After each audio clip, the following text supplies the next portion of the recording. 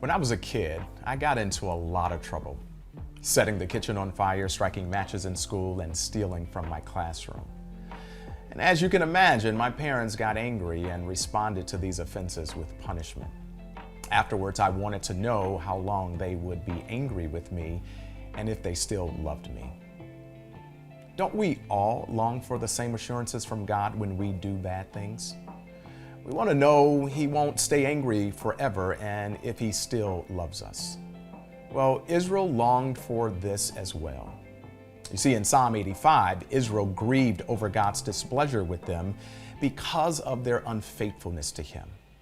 But they remembered how in the past God had shown favor, restored fortunes, forgave their iniquity, covered all their sins, and set aside His wrath and turned from His anger. Based on His past mercy, they pleaded with God to forgive and restore them again.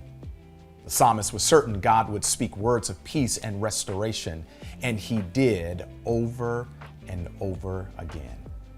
Like Israel, maybe you have been unfaithful to God and you are struggling with guilt and shame. Maybe you're wondering how long your Heavenly Father is going to stay mad at you and if He still loves you. God is a good and loving Father, slow to anger and quick to forgive. He doesn't stay angry, and nothing you can do can separate you from His love. So go to Him and say you're sorry and ask Him to forgive you.